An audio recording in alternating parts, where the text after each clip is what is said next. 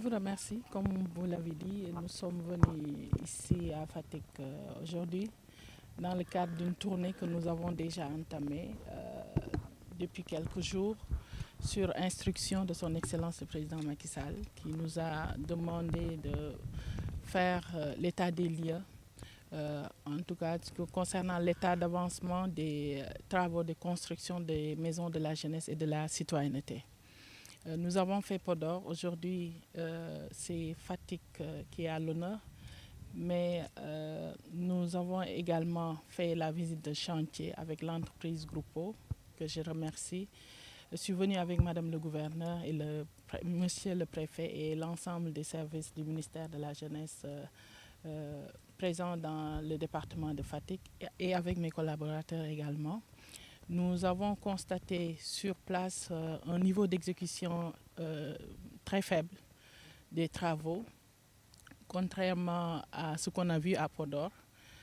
C'est pourquoi j'ai exhorté l'entreprise à mettre les bouchées doubles pour permettre au ministère de la Jeunesse et à la jeunesse du département de Fatick de réceptionner l'infrastructure à date échue.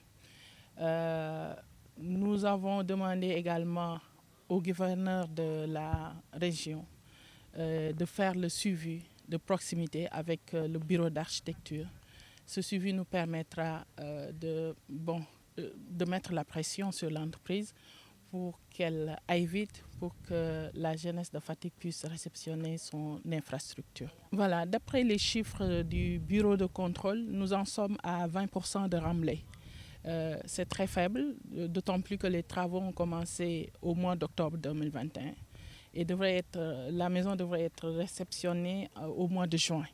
Donc il y a un retard que nous avons constaté. L'infrastructure, la maison de la jeunesse et de la citoyenneté, c'est une infrastructure de dernière génération dédiée aux jeunes. Il y a à l'intérieur toutes les commodités dont le jeune a besoin pour son épanouissement socio-économique. De la salle de formation au terrain multifonctionnel en passant par l'auditorium amphithéâtre, l'agora, les salles de formation, l'atelier, la salle de danse, la salle de sport. C'est toute une infrastructure qui compose beaucoup de commodités dont le jeune a besoin pour son épanouissement. ci wolof dañoo ñëwoon tey ci tournée boo xamante ni tàmbali woon nañ ko ci fan yi ñu ngi ko njëkkee Podor ci ndigalu président de la République pour que ñu xool li nga xamante ni moom nañu tàmbali tabax ci département bu nekk te ñu tàmbali woon 8 ci at mi ñu ngi waaj a tàmbali 10 muy ay maison de la jeunesse yoo xamante ni dafa am lépp li nga xamante ni ndaw li soxla na ko ci mbiru formation ci mbirum jàng ci mbirum même mbirum santé de la reproduction yooyu yëpp mi ngi ci biir ak foo xamante ni daal épanouissement am dana fa yomb. ñi ngi tàmbali depuis mois d'octobre ak entreprise bi mais gis nañu état d'avancement bi dafa yéex torop dafa yéex contrairement ak fa ñu jógee muy Podor. Loolu moo tax ñu ñaan entreprise bi exhorté ko ne ko pour que mu accélérer liggéey bi conformément ak li nekk ci contrat bi pour que mois de juin bi ñu waxoon ñu mën a réceptionner wala suñu réceptionner wul tamit ñu sori lool ci liggéey bi. Donc loolu nañu ñëwoon def si puis ñaan madame le gouverneur également ak suñu service yi ñu demandé leen ñoom it suivi bi ci war ñu gën ko def gën a teg pression entreprise bi pour que mu accélérer travaux yi.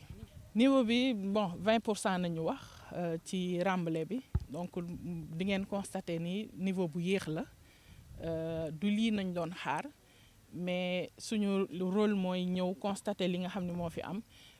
Et puis gën a ñoŋal liggéey bi ak ànd ci ak entreprise bi ñu ngi koy encourager bu baax di ko ñaax en tout cas pour que li mu tàmbale mu gën a accélérer liggéey bi pour que ñu mën a réceptionner infrastructure bi. Bon, ces lenteurs peut-être s'expliquer par peut-être la zone. Donc le site de Fatick était un site très compliqué par rapport peut-être aux autres sites. Car comme vous l'avez constaté ici à Fatick, c'est ici que c'était la CEDEPS. Donc c'est une zone donc, où il y a beaucoup d'eau. Donc lors de l'exécution des travaux, lorsqu'on a ouvert les fouilles, il y avait de l'eau. Donc il nous a fallu beaucoup de temps pour pouvoir évacuer l'eau et en fait de mettre du béton armé.